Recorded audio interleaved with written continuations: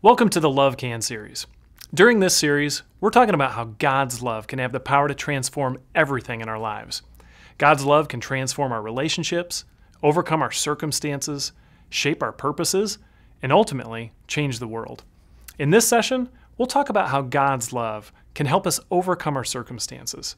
So let's get started. I'm sure you've faced some challenges in your life, just like me.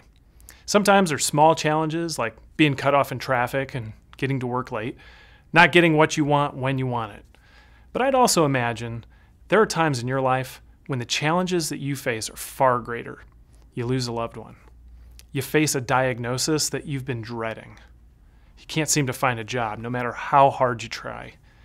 The reality is, for many people, life can be incredibly overwhelming. What we want to talk about is how we respond to life's challenges. Because how we respond often defines our character far more than we might want to admit. We believe that God's love can help us overcome our circumstances.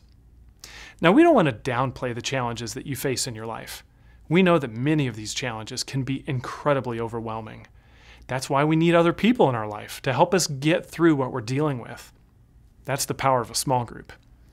What we often see, however, is that when faced with life's challenges, we tend to do one of two things. We blame others, or we try to run away and escape, pretending that our problems don't exist.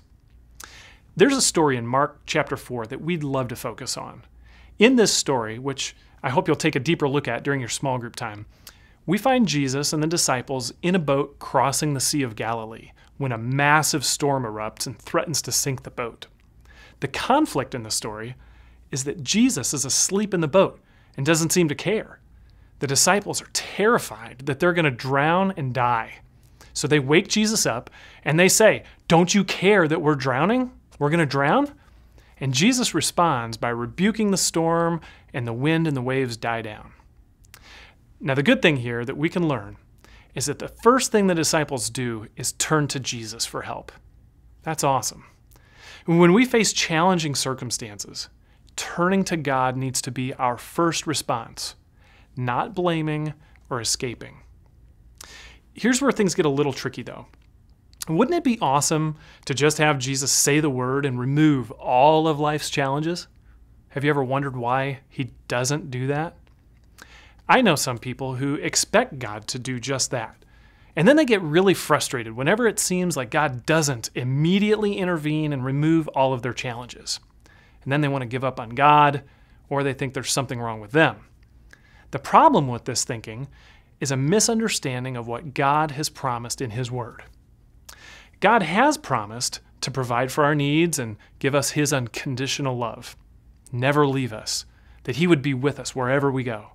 He's even promised to give us His peace when we face life's challenges.